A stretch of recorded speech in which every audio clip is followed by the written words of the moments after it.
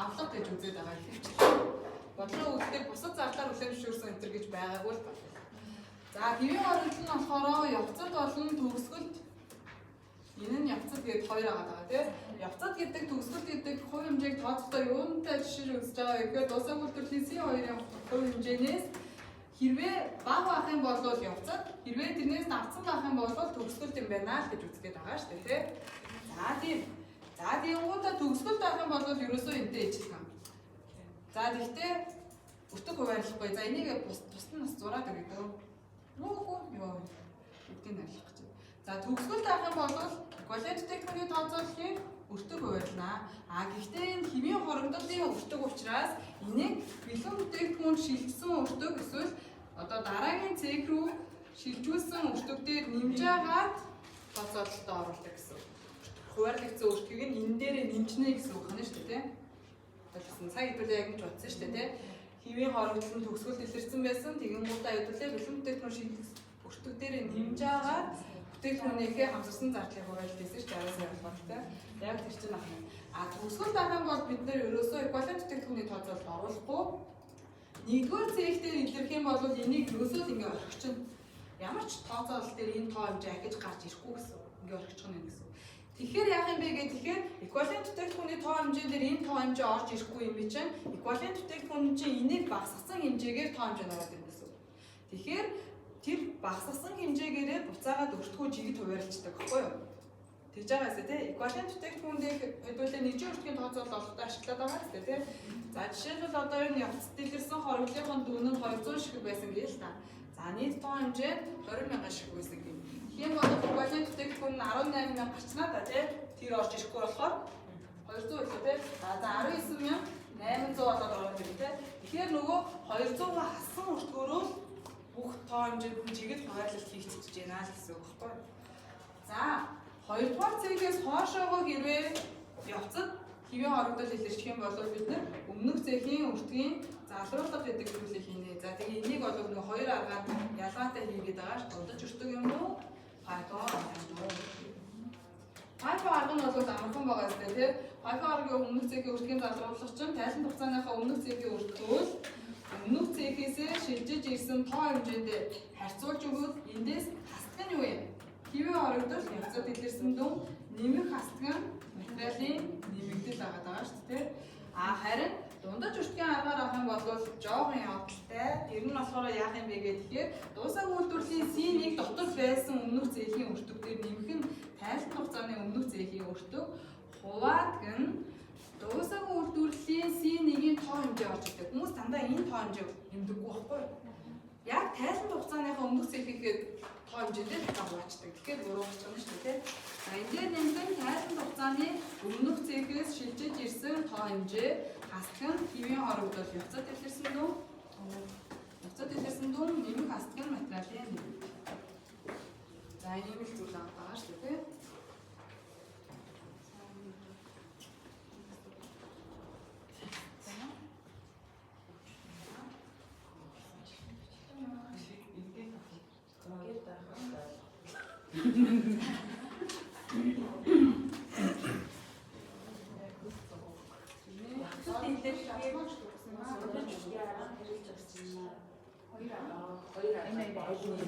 Хоёрдугаар цэгээс цаашаа шилжиж байгаа юм байна.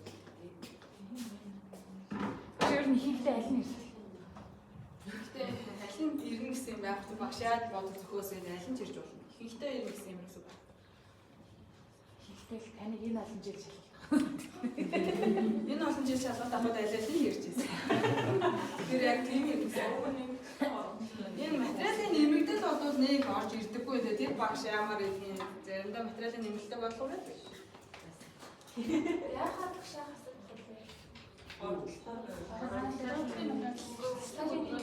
материалын нэмэгдэл нь одоо энэ сая болгоны хөлтөр ирсэн шүү дээ. Бэ материалыг нэмснээр 4,000 нэгжээр тоо хэмжээ өссөн гэдэг байгаа юм тийм. Уурсан гэж байгаа юм бол хасах нь шүү дээ. Өөрсдөг юм дээр явуулсан ш.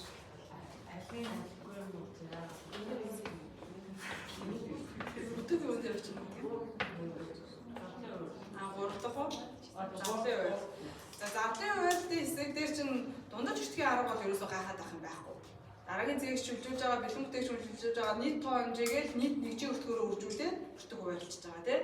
А FIFO аргын хувьд л нэг ялгаатай орж ирж байгаа юм нь бол тэр дараагийн зээгч шүлжүүлж байгаа тоо хэмжээний юм орж ирээд байгаа шүү. Таны бодлого дээр юм. Одоо энэ саяны бодлого дээр гарч ирсэн шүү дээ тийм. За тэр FIFO арга дээр ерөөсөө энийг л сайн мэдчих юм бол болж байгаа. FIFO арга дээр гадаг шилжүүлж байгаа бүтээгдэхүүний өртгийг тооцохдоо 3 юмнаас бүрдэж өртөг тооцогдно. 1 2 3. Нэгдүгээр дуусаа үйлдвэрлэлийн C1-ийн өртөгч нь тэр чигээрээ л ороод ирнэ ерөөсөө. Дуусаа үйлдвэрлэлийн C1-ийн өртөг анх эхлэлийн баланс дээр чи хит гэж байгаа нь тэр нийт дүнгээрээ орж ирэх нь шүү дээ. А тэнгуудаа хоёрдугаар гүйцээ өртөг гэдэг юм орж ирж байна. Энэ гүйцээ өртөг гэдэг чинь энэ нэг ямаар гүйцээж цааш нь явуулах гэдэг байхгүй. Энэ чинь гүйцээгөө болохоор ингэ үлдчихсэн байгаа гэдэг тийм. Тэгээ хэдэн хувийн инч бүрдэлтэй байгаа юм тэрнийг нь дутуу хуваар нь гүйцээж өгнө гэсэн. А тэнгууд энэ гүйцээ өртөг яаж олж байгаа юм бэ гэхээр дуусаагүй үйлдвэрлэлийн C1-ийн тоо хэмжээгээ үүсгэх нь нөгөө дутуу үлдчихсэн байж байгаа зардлынхаа нэгжийн өртгөөр өржүүлж өгнө. Одоо ихэвчлэн тэр хувиргалтын зардлынхаа хувьд дутуу үлдээд байгаа зү тий. Тэгэхээр тэр хувиргалтынхаа тайлан хугацааны нэгжийн өртгөөр өржүүлж өгнө шүү дээ. Тэгчингуудаа өржүүлэх нь гүйцээ хувь гэдэг юм байна. Одоо тэн дээр хэрвээ энэ нэг 60% ээж бүрдэлтэй байсан бол энэ дээр 40%-аар нь гүйцээж өгнө гэж үзээд байна шүү дээ тий. Энэ дээр ихэвчлэн яг тэр хувиргалтын зардлын нэгжийн өртөг орж ирдэг ээ. Угаасаа тэгж орж ирнэ. За 3 дээр бол тайлан хугацааны өртөг. Тэгэхээр бид нар FIFO аргыг мэдж байгаа ш. Бараа материал дээр бид нар FIFO аргыг бодлоо яа тий. Эхлээд байсан өртөгтэй бараагаа эхэлж явуулчаад дараагийнх нь өртөгтэй барааг үлдэгдэл нөгөө нэгжээр нь тэр өртгөө бодлоо гэжтэй тий. Тэгдэг үстэй. Яг тэрнтэй ч ажиллах юм ахнаар эхлээд байсан энэ нэг тоош эрхтэй юмыг дуусгаж цааш нь явуулаад өндөр өртгөөр нь явуулчихж байгаа ахнаар энэ нь тайлан хугацааны өртөгтэй хамааралгүй гэсэн. А тэнгуудаа тайлан хугацааны өртгийг олдоо болохоор гадагшаа шилжүүлж байгаа бүтээгдэхүүнийхээ тоо хэмжээнээс хасган дуусаагүй үйлдвэрлэлийн C1-ийн тоо хэмжээг хасаж өгж байгаа үржлэг нь нийт нөгөө нэгжийн өртгөөрөө өржүүлж гэсэн. Сайн нийт тийм. Ингээд болчихж байгаа шүү дээ. Энийгээ санаж байгаа нь бол FIFO арга ч бусдад юмар хэмжлэх шүү дээ. Энэ бол миний тэр нөгөө юун дээр байгаа шүү дээ. За чи би тэр нэг нэмэлт гээд нэг юм өгсөн шүү дээ. Тэрэн дээр бол энэ бол байгаа. Би байхгүй юм харин бичиж өгöd байгаа шүү дээ тий. Тэр өмнөх цэгийн өртгийн залруулгын дундаж өртгийн аргын үед өмнөх цэгийн өртөг залруулдаг томьёо энэ дээр байдаггүй юм аа. Гэхдээ байгаа л юм шүү дээ. Эквивалент бүтээгдэхүүний тооцоол тий. Өмнөх цэгийн өртгийг тооцохдоо дуусах өртгийн тайлан үеийн өмнөх цэгийн өртөг тэгэнгүүтээ энэ өмнөх цэгээс хүлээн авсан тоо хэмжээг ганцаараа авах шүү дээ. Энэ дээр нэмдэг нь урталтан дуусах өртөлийн C1-ийн тоо хэмжээс байдаг байх хэрэгтэй байхгүй. Энэ дээр ингээд томьёо дутуу яваад байдаг байхгүй. Тэгээ өмнөх цагаас хүлээж авсан тоо хэмжээ гэсэн байгаа. Шууд энэний урд нь тайлан нөгөө өмнөх дуусах үйлдвэрлэлийн C1-ийн тоо хэмжээс заавал орж ирэх хэрэгтэй байхгүй. Энэ дээр энэ томьёо дутуу яваад. Аль алин дээр нь шиш дуусаагүй дундаж өртгийн арга. За юм байна. Тэгээ энэ дээр материалын нэмэгдэл бас бичигдээгүй байдаг. За тэгээд бас хэвийн оролт бичигдээгүй байгаа. Одоо тэр нэг томьёоны хуваарлын агаа юм дээр дутуу байгаа байхгүй. Тэгэхээр хуваарлын агаа юм дээр та яадаг нэмээд тэмдэглэчихээ л юм байна. Зя. За тэгээ амархнаар бодъё даа. За чингүү эрдмийг бодож байна.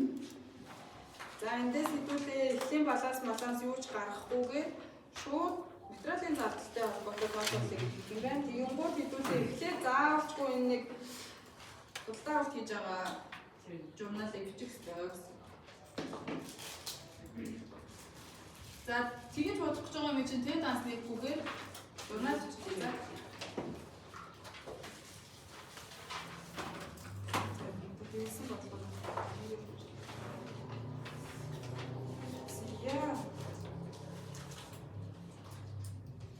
За тэгэнгүүт энэ дээр яг гэсэн бэ гэхээр түгээх материалыг бараа материалыг FIFO-гоор за ингэж хэвчээ юм тий. За угаасаа бүгдээрээ FIFO юм байна л тий. За зарим болгон дээр болохоор түгээх материал хангамжийн материал нь өөр аргаар зарцуулагдаад бэлэн бүтээгдэхүүн нь өөр аргаар зарцуулагдаад байдаг шүү. Тэрийг санахаар тий. За эхний ашиггүй нэгдэг ашиггүйний хувьд болохоор ямар журнал бичигдэх вэ гэхээр за мэдээж энэ түгээх материал угаас тий. Ганцхан түүхийг үзүүлж. Тэгэхээр нэг бааз энэ хуваарлахгүй зөвхөн энэ хангамжийн материалтайгаар хуваарлах гэх юм шүү дээ. За энэ дээр мэдээж ямар данслууд ашиглагдах вэ гэхээр түгээл материал дээр хэлэх юм байна. Хангамжийн материал дээр хэлэх юм байна. За тэгэнгүүтээ зээлэр улдаан асуучаас дансны өөр тэгээд мөнгө гэдэг данс гэрдэл хэлэх юм. За мөнгө өргөнөөс хасагдах дүн нь бол бэлтгэл ажиллагааны зардал төлсөн 2,500,000 төгрөг кредит алтаа бичигдэн. Дансны мөнгө дээр бол 40,000-ыг 3,000-аар 10,000-ыг 1,700-аар хөгжүүлээд нийлбэр дүнгээр даасан юм тийм.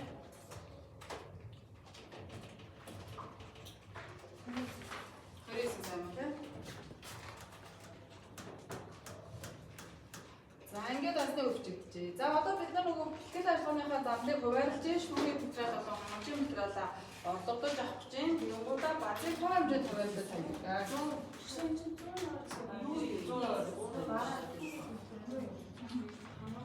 Чөө надад таа гэсэн.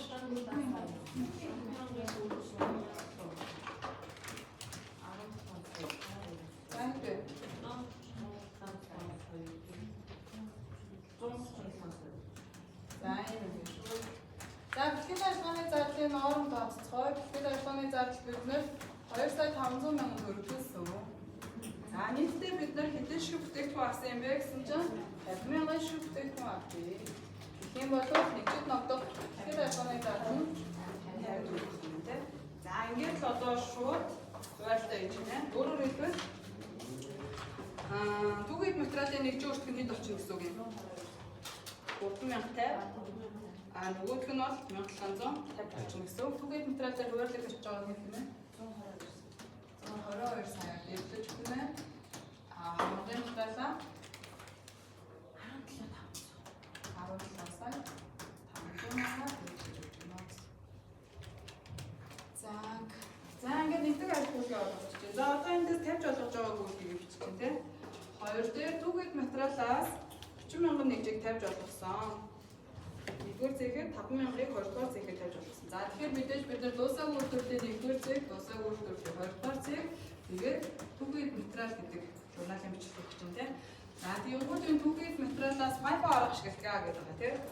За түгээх материалаас 30,000 нэгжийг нэгдүгээр зэгээр тавьж олгож байна. Тэгэнгүүт эхний үеийнхдээ бид нар хэдэн шиг бүтээгдэхүүнтэй байсан бэ гэхээр 6,000 байсан юм байна. 6,000-ын өртгөн нь болохоор 18 сая 300 байсан юм байна. За дараагийнх нь буюу 24,000-ыг нь болохоор бид нар сая хөдөлж авсан өртгүүд буюу 3,050 билүү те. 3,050-аар тооцох хэрэгтэй. Гэх юм бол энэ өртгөд хэд болж байгаа юм бэ? Эдгийг гаргаж ирэх нь нэгдүгээр зэгийн үед. Хоёрдугаар зэгийн үед бол угаасаа саяны шинээр худалдаж авсан өртгөөр тооцогдно гэсэн үг те. 5,000 нэгжийг тавьж олгосон. Энийг бол 3,050-аар тооцно гэсэн.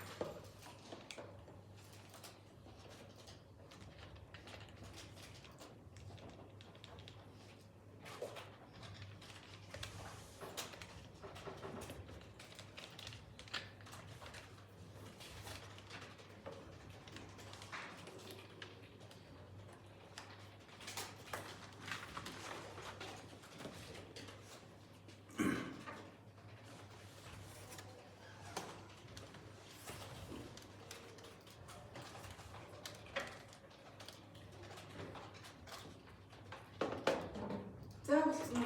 За хэдвэ. Нэгдүгээр зэгээ тавьж олгосон материалын дүн нь нэгдүгээр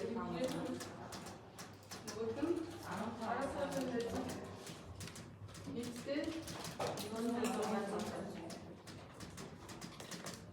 За тэгэхээр түгээх материалаас хасагдж байгаа дүн нь бол 106 сая 750,000 юм байна. За дээр болохоор дуусаагүй хүнээр болохоор 91 сая 500 харин 2 дугаар зээл дээр сая 250. За энэ бичлэг тэгээд энэ бол манай шууд материалын зардлыг тооцсон бичлэгтэй тий. За шууд хөдөлмөрийн зардлыг яаж тооцох юм бэ? Шууд бодчихно өстэй тий. Ямар нэгэн бичлэг хийх шаардлага байхгүй гэсэн. За тэгэхээр Маргат Батмарк 2 бол нэгдүгээр цэхээ ажиллаж байна. Ажилчид байна. За тэгэхээр 187.6 дээр шууд хөдөлмөрийн зардал нэгдүгээр цэхийг тооцохдоо 187.6 дээр нэмгэн 176 цагаар нэмж байгаа үүжидгэн 1 цагийн үнэлгээ 25 төгрөг. Энэ бол манай хөдөлмөрийн зардал.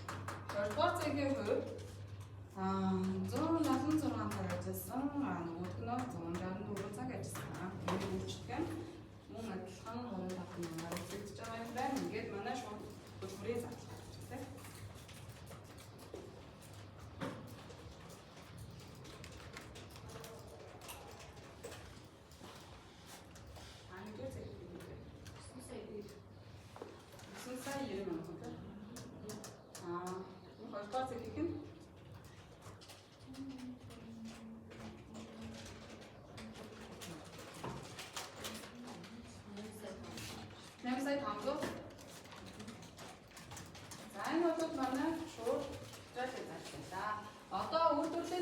Зарлаа тооцсон хэмжээгээр шингээж хэм болол бидний өртгийн тайлан бэлтгэл мэдээллийг бэлэн болчихж байгаа тийм.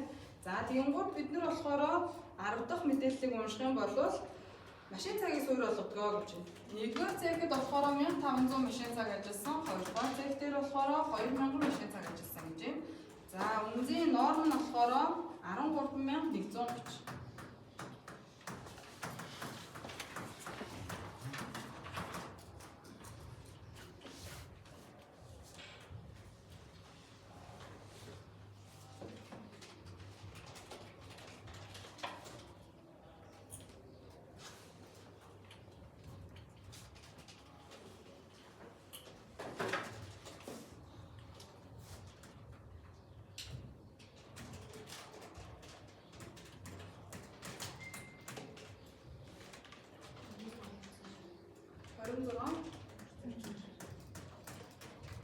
За одоо ингэж өртгийн тайлан бэлтгэж болно шүү дээ.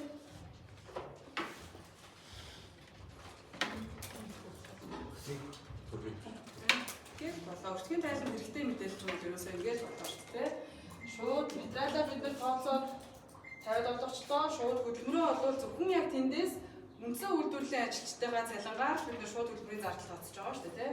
Тэрийг гаргаад ирчлээ. За тэгээ үйлдвэрлэлийн нэмэлт зардлаа бол тооцсон хэмжээгээр шингээчихэж байгаа учраас ингээд бидний өртгийн тайланд яг хэрэгтэй мэдээлч юм бол яг энэ хэсэг нь л хатаа бидний бодоод байгаа зохиол болох юм.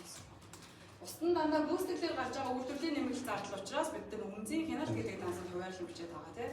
Дараа нь тооцсон үндтэйгээ хооронд хаалаа. За одоо тэгвэл дээшлүүлж байгаа шүү хийж байна тийм.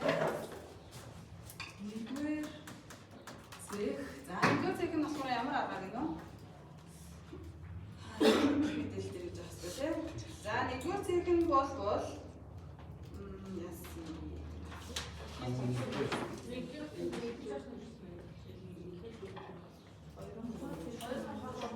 за технологийн ууш нэг арга.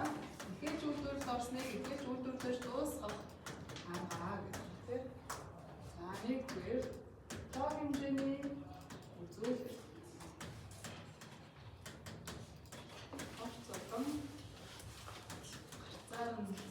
Инсүүлэн ханаа гэдэг тийм. За орцтой нь юу вэ? Усаа үйлдвэрлэлийн симэг гэж байна тийм. За тэр нь гэдэг нь 60000. Материалаар бол 100%, хууралтан 52%тай. За үйлдвэрлэж ихэлсэн тоо хэмжээ гэж байна тийм. Үйлдвэрлэж ихэлсэн тоо хэмжээ 30000 байна. За материалын нэмэлт байгаа. За эхний цэг дээр бол материалын нэмэлт гэж юусэн орж ирдэггүй угаасаа. Хоёрдугаар цэгээс хойшоо материалын нэмэлт гэж нэмэгдэж болно гэсэн. За 36000 ширхэг бүтээгдэхүүн цэгийн шат амжилтанд явж байжээ. За эндээс гарц дээр юу орж ирэх юм бэ? Дараагийн цэгтээ шилжүүлсэн бүтээгдэхүүний тооромж орж ирнэ тийм. За энэ нь бол 1000 байна. Энд бүтээн хувь нь мэдээж 100% гэсэн тийм. Дуусаг үйлдвэрлэлийн C2 үлдсэн тоо хэмжээ нь болохоор 40000. За ээж бүтээн хувь нь 50. За тэгээд хорогдол нь бол хэвийн бус хорогдол тооцдог аа гэж байна шүү дээ. За хэвийн бус хорогдол нь болохоор 2000 шууд өгчихсэн байна те. Ингээд 36,000-тай энийг бол 80% дээр хэлсэн юм аа. За 2 дугаар хэсэг нь юу гэдэг вэ?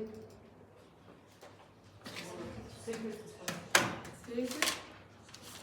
усганда зардлын хэсэг гэдэг. За зэрэг усгагдах зардал дээр файлын аргын хувьд бол хизээ гарсан бэ гэдгээр нь англи бичиж байгаа. Энэ дээр шууд дусаа үйлдвэрлэлийн C1 дээр нийт зардал маань хэдээс юм бэ гэдгийг бичиж байгаа юм. За энэ дээр бол 19 сая 800 байна гэдэг үг байна. За одоо ялан хугацаанд гарсан зарлаа зардал бас бүрээр нь бичиж явах хэрэгтэй тийм. За тэгэнгүү саяныхаа бидний олсон мэдээллүүдээ үндэслээд энэ дээр бичилтээ шүү дээ тийм. За надад хэлээд өгөх ингэж хавтдаг. За дуус материалаас тийм.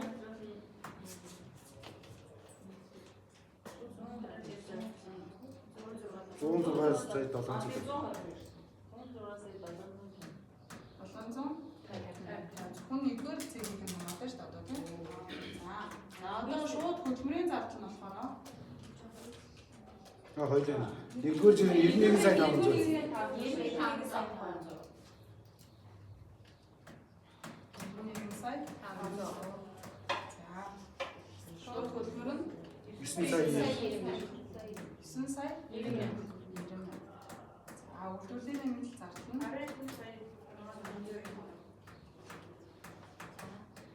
За тэгвэл ганцыг тусагдсан нийт зардал юм.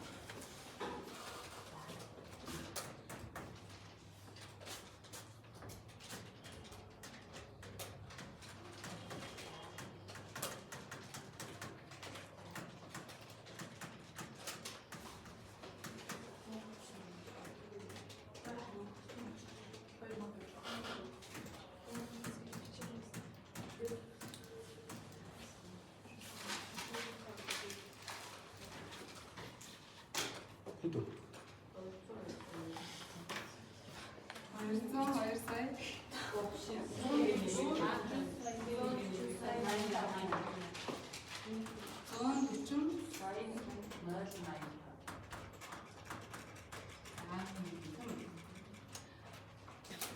Одоо эквивалент дэлгүүн. За эквивалент дэлгүүнийг материалаар тооцноо тийм. За яаж тооцох вэ? Эхлээд ямар тоош орж ирлээ? Эквивалент дэлгүүнийг тооцохдоо бид нар энэ гацтай л үнэлээд эхлээд яваад байгаа шүү дээ тийм. За дараагийн цэг шилжсэн бүтээгдэхүүн чинь бол 30,000 байна тийм.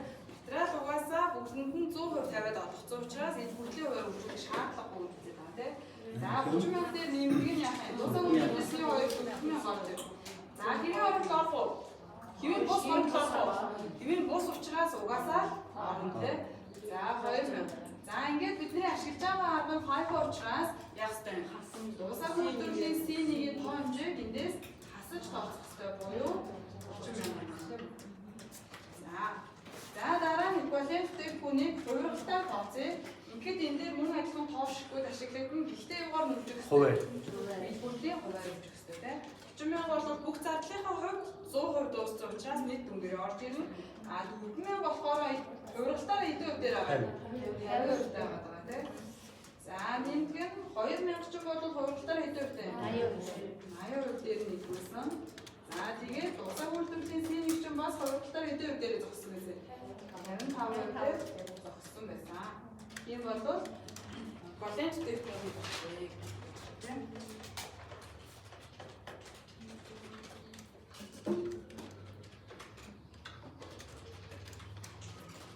Очихгүй.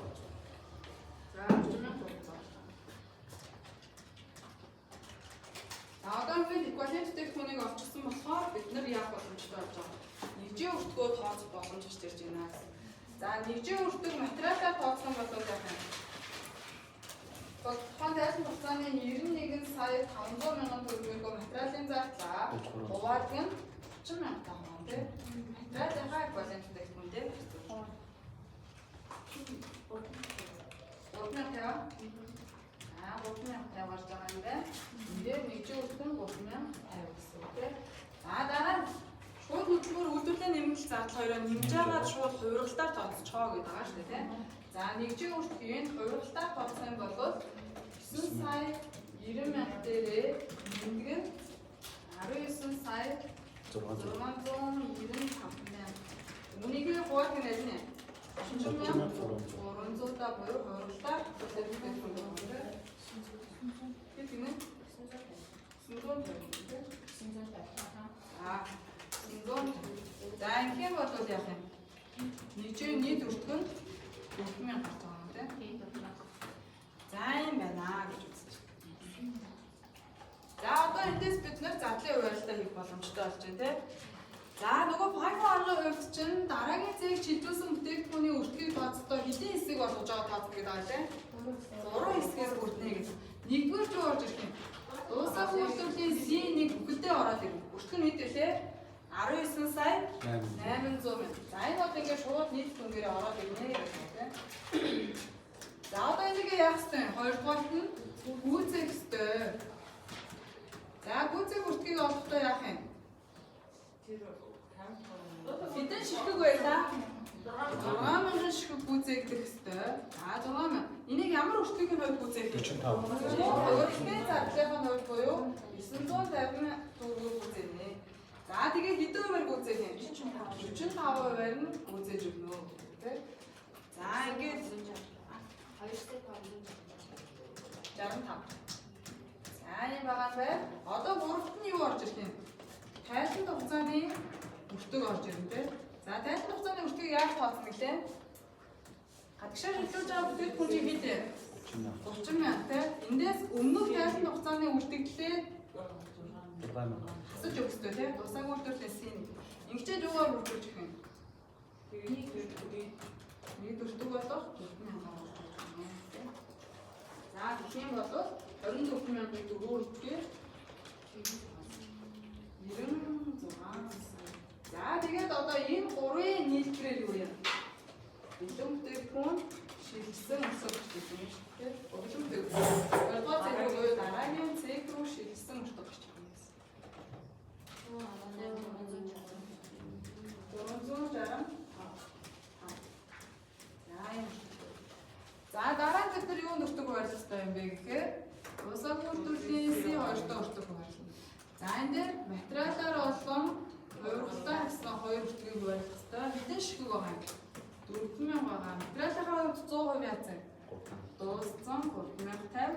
Харин хувиргалтынхаа зардлын хувьд болохоор хэдэн хувь дээрээ зогссон бэ?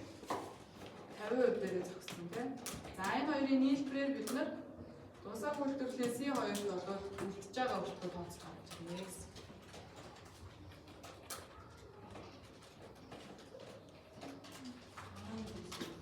14 сая 100 мянга тийм. За дараа бас нэг өртөг хуваарлах зүйл нь дэвийн бус хор өртөг хуваарлах хэрэгтэй тийм. Мөн л адилхан материал болон хувиргалтаар өртөг хуваарлана 2000 шиг бүтээгдэхүүн байсан. Материалынхаа зардал нь бол 100% шингэсэн. Хувиргалтаар хэдэн хувь дээрээ зогссон? 80% тийм. За ингээд тоцноо гэсэн.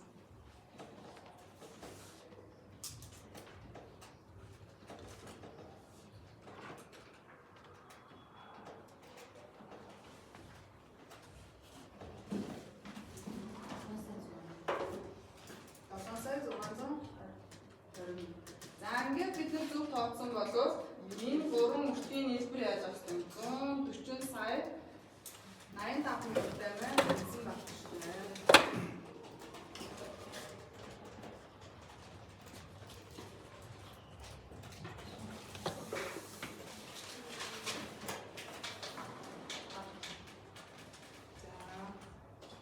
За одоо юугаар ямар журнал хэмжих юм бэ? Тэгвэл шууд аавын журнал хэмжих гэж.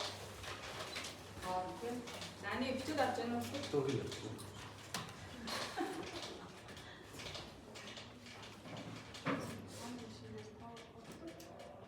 Нэг юм бодож байгаа юм заа би бодож яа. Надад заа бодсон уу гэсэн.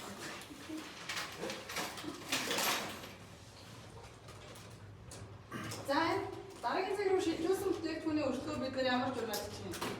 Одоо дуусах үйлдвэрлэлээс 2 C1-ээс юу вэ? C1-ээс C1-ээс C2 руу болчихлоо тий. За энэгээр жуулаачгүй. Насны үлдээтэй 7620-оор ямар жуулаачгүй? За доор нь шууд унаад дэмжлээ хэмжээ. За тэгэхээр дуусаагүй үйлдвэрлэлийн 2 дугаар цэг рүү шилжиж очих гээд байна тий. За мөн ажилчдаас авах авлага дансан дэрлэх гэдэг. За тэгэнгүүтээ энэ бүхэн юунаас гарч байгаа юм? Дуусаагүй үйлдвэрлэлийн 2 дугаар цэгээс гарч ирж байна. 1-р цэгээс гарч ирж байна. За нэгээс гарч явж байгаа нийт дүрэн хэдэ? 118 сая 300. Тэр хоёрыг нэмэн шүү дээ. 118 сая 365 мянга ч болвол дуусаагүй үйлдвэрлэлийн 2 дугаар цэг рүү очиж байгаа. За тэгэнгүүтээ 7 сая 620 мянга ч болвол ажилтнаас авах авлага байна. Энэ хоёрын нийлбэрээр дуусаагүй үйлдвэрлэлийн 1-р цэгийг мэдээлж байгаа тийм.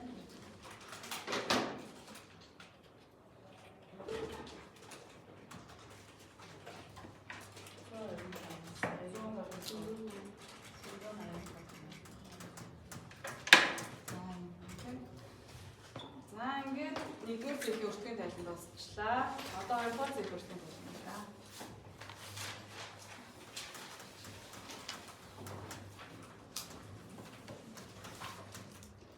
За энэ бол дундаж өртгөл юм тийм.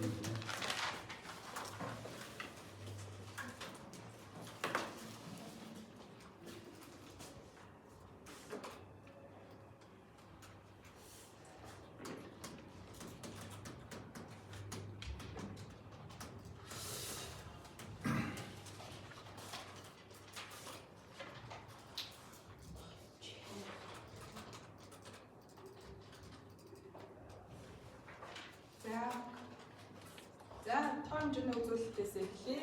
Орц дээр нь юу юм бэ?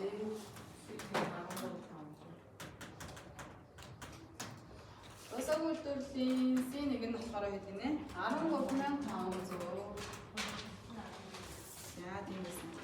За дараа нь юу орж ирэх вэ? Өмнөх цэгээс шилжиж ирсэн байгаа юм орж ирсэн тийм. За энэ дээр 30 мянган болсон. За өөр материалын нэмэгдэл энтер гэсэн юм бол байна уу? Байхгүй байна тийм. За ингээд нийтдээ 43500 шиг бүтээгдэхүүн хөдөлж явж ижээ. За эндээс цаашаага бэлэн бүтээгдэхүүн бол шилжиж байгаа нь хэдий вэ гэсэн чинь 39 мянга шилжээд байгаа юм байна. За зарим тохиолдолд бас энэ 39 мянга өгөхгүй байж болдог. За тэгэх юм бол дараагийнх нь үйлдвэрийг хараад хэдэн бүтээгдэхүүн хүлээж авсан гэж гэдгээс нь үндэслэж харах нь шүү дээ. За тэрийг нь анхаарах хэрэгтэй. За бэлэн бүтээгдэхүүн шилжүүлсэн 39 мянга. Дуусаагүй үйлдвэрлэлийн C2-т үлдээд байгаа нь хэдэн? 2 мянга. Ижүүртлийн хувь нь 5%. За тэгэнгүүтээ хоригдлыг юу гэдэг гинөө? Хэвийн хоригдол гэж тооцдог гэж юм. Тэгээд 2500 байгаа юм байна. Хэдэн хувьтай? Тэгээ явцад ахын болох нь хамаагүй угаасаа яах вэ? Өмнөх цэгийг өөртгийг залруулнаа гэж үзэж шүү дээ. 43500. За юм бэ. За 2 дугаар хэсэг нь болохоор цэхэд тусгагдах зардлын хэсэг байна. За цэхэд тусгагдах зардал дээр одоо бид нэ дундаж өртгийн арга учраас ямар зардал юм бэ гэдгээр мэдлж харах хэрэгтэй. Тэгэхээр юунаас эхлэх вэ? Өмнөх цэгийн өртгөөс эхлэн тэ. Өмнөх цэгийн өртөг дуусаагүй үйлдвэрлэлийн C1-тэй ямар хэмжээгээр байгаа юм? Тайлбар хугацаанд ямар хэмжээгээр байна. За тийм үү C1-тэй хэдээсэн гинөө? 6 сая 685 мянга болвол C1-тэй байсан юм байна. Тайлбар хугацаанд өмнөх цэгийн өртөг хэдээр ирсэн? Алийг авч шигэх вэ бид нар одоо? Энэ эцтэй тэ. 118 сая 365 мянган төгрөгийн бүтээгдэхүүн өмнөх цэгээс шилжиж ирсэн юм. За одоо шууд материал нь дуусаагүй үйлдвэрлэлийн C1 хэд байгаа юм? Тайлбар хугацаанд хэдээр гэсэн бэ? За C1 дээр байгаа хэмжээ нь болохоор 14 сая 270 мянган төгрөгийн дуусаагүй үйлдвэрлэлийн C1 дэх материалын зардлага тайлбар хугацаанд хэдийг тавьж болох юм бэ?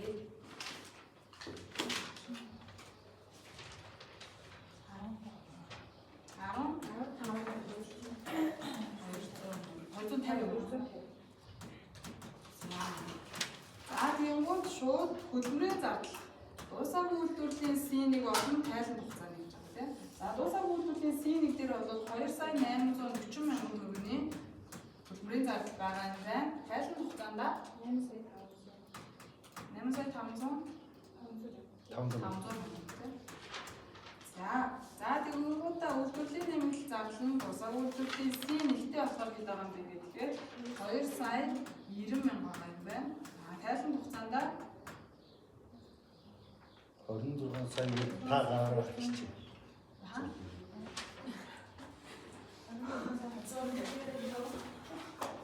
Яасан юм бэ? Зураг тавьсан юм биш.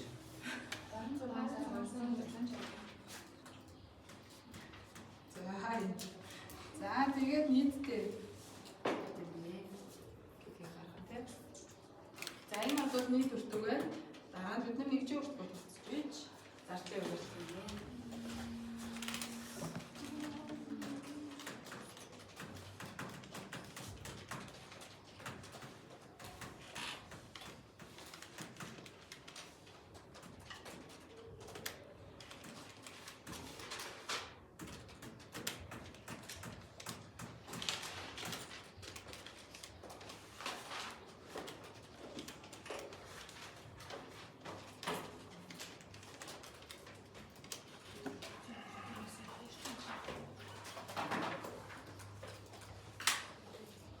Зөрөгтэй. За 100 94 сая 260. 4 сая 260. За одоо хэдүүлээ нэгжийн өртгөө олохын тулд ихтэй нэмэлт тооцоолж хэлээ. За бид нар хүмүүсийн өртөгтөө заржуулах гэх үү? Яагаад гэвэл бие оройдоо хязгаар дэлгэрчихсэн гэдэг байна шүү дээ. За тэгэхээр нэгдүгээр хүмүүсийн өртөгтөө заржуулах. За яаж гаргаж ирэх вэ?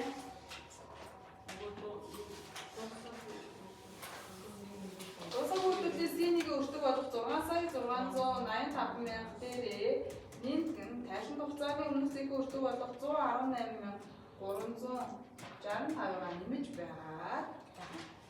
Дуусах үйлдвэрлэлийн C1-ийн тухай хэмжээ болох 13,500 дээрээ нэмгэн тайлбар хугацаанд хүмүүсийн шилжиж ирсэн 30,000-аар нэмэж байгаа. Хэвийн оролцоо нийт юм 2,500.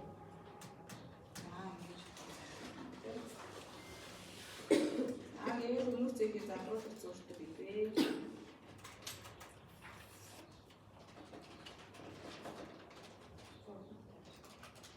Богнох тавтай.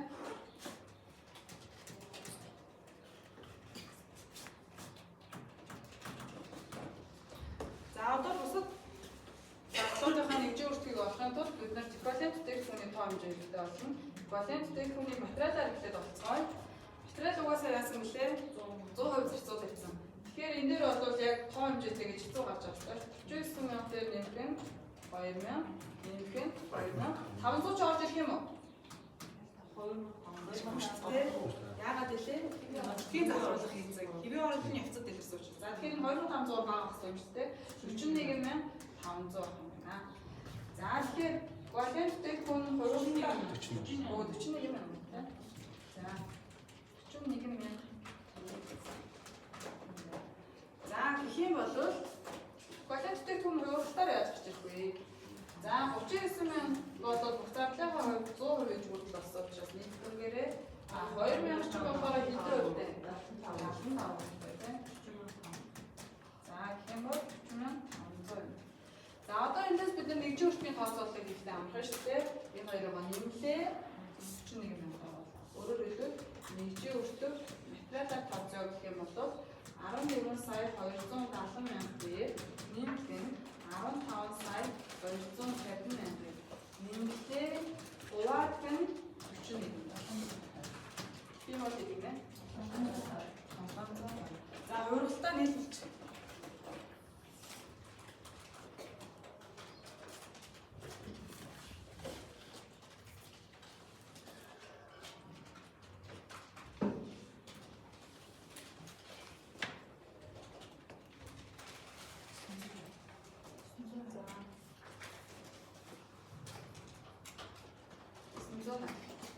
За нийт нэгжийн өртгөн 3700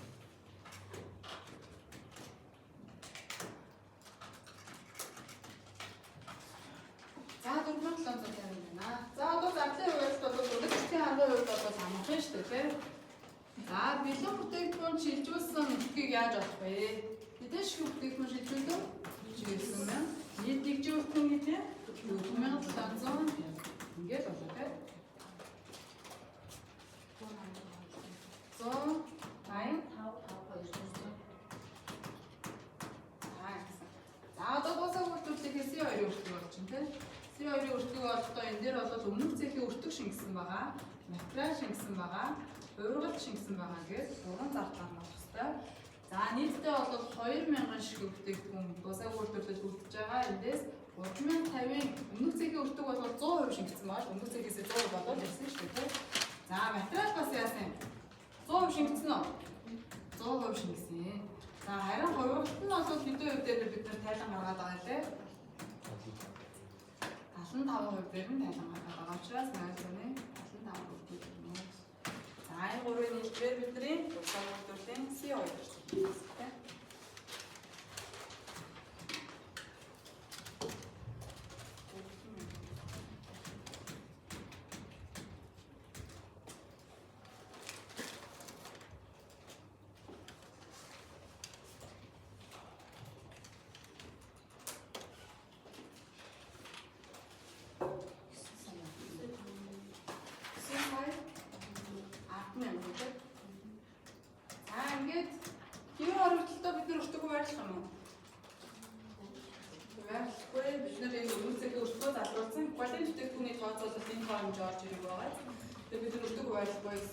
За ингээд бэлэн бүтээгдэхүүн шилжүүлсэн болон босоо бүрдүүлэлийн C2 хүрч байгаа дүнгуудын нийлбэр дүн нь хэрэг бид нар зөв бодсон бол нэг цэхэд туслагдсан зардалтай хэцүү байх хэрэгтэй.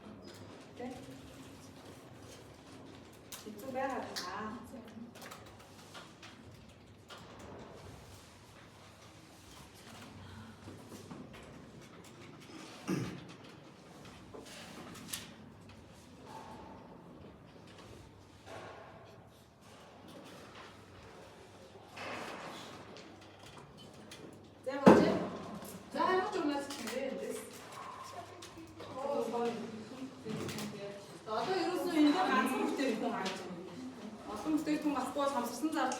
Шаардлага байхгүй тийм ийм бол маань гэсэн тийм нааш тэгвэл тийм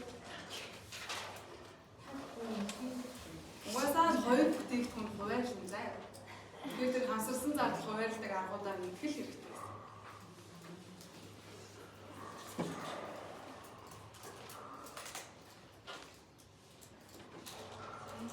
Дундаж шүтгийн арга нь амархан байгаа юм тийм. Аль нь амархан бэ? Хайфан амархан байна уу? Дундаж шүтгийн амархан байна уу? Дундаж шүтгийн задлын хуваарлт хийдэг нь бол амархан байгаа тийм. Гэтэл хайфогийн нэгжийн өртөг тооцоох нь амархан байдаг байхгүй юу? Бид хоёр юм нэмж дундажлахгүйгээр шуурхай тайлбар хугацааныхаа зардлыг л хуваарлцдаг.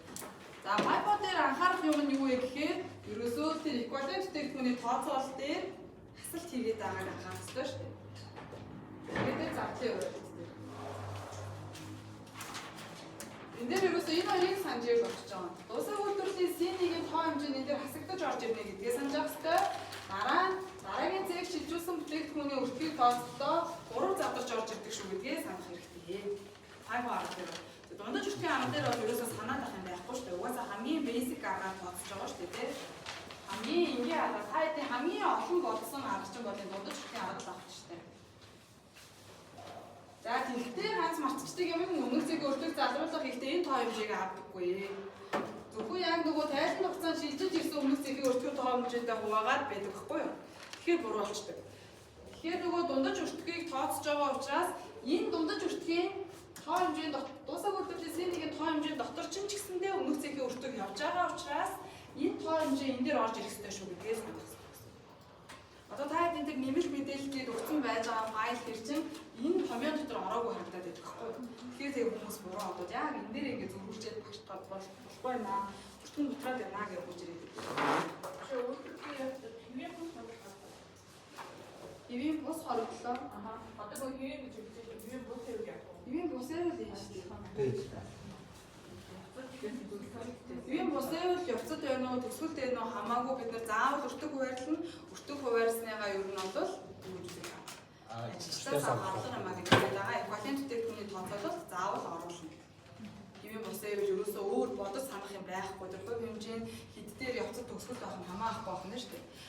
Харин хэвийн орогдол авах юм бол явцад уу төгсгөл үү гэдгээс шалтгаалаад төгсгөлд авах юм бол эквивалент бүтээгдэхүүний тооцоололт орох юм байна. Өртөг хуваарлагдах юм байна. Хуваарлагдаж очсон өртгийг гадагшаа шилжүүлж байгаа бүтээгдэхүүнийхээ өртөгдөр нэмэх ёстой юм байна гэдгийг хэлж байгаа хэрэгтэй. Харин төгсгөлд авах юм бол сая төгсгөл дээр үү? Явцад дээр бид нэр өмнөх цэгийн өртөгт 2 дугаар цэгээс хойш залруулах хэрэгтэй байна. 1-р цэг дээр бол энэ тоо хэмжээг юунд чагтаж тооцож оруулах гэсэн. 25-аас 880 тонны бисаа шилжих гэж байна. 25-аас 8. Өөртөө хаана Үчиг өнөр. тэр 25-аас 885-ыг чинь задлаад энэ болгоод оруулаад ирсэн байна шүү дээ. Бидний нийтмэр дүнчин тэр 25 сая 885 мянга байна шүү дээ. Тэгээд дотроо яг ямар зардал байгаа юм бэ гэдгээ дундаж өртгийн арга учраас татлаад өгсөн юм байна шүү дээ. Тэгээд тэрийг нэдүүлээ өртгийн дундажлаж тооцож. Харин пайпо арга бол ингэж задлж өгөхгүй байгаа сте угаасаа тий. Шууд нийт дүнгийн өгсөн байж байгаа. Заримдаа энэ нийт дүнгийн ч өгдөггүй. Та нарыг хаанаас харна гэж бодоод байгаа лээ. Тийм баланснаас харж авчир тарина гэж бодоод байгаа юм шүү. За энэ тань мэдээ. Тэг босдоо амрах шүү дээ. Тэг.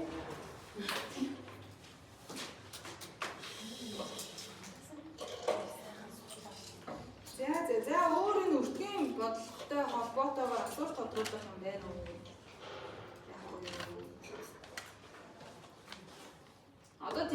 Одоо ингээд саяны дээр алдаад байдаг бол тэр 25,885 гэдэг хүн байж штэ тий. Тэрийг асуулт дээр яаж хэмждэг. Ингээд энэ дээр. Эсвэл энэ өмнөх цэгийн өртөг дээр тэрийг бичиж авчихдээ. Тэгэл буруулчих жоо штэ тий гэж чинь.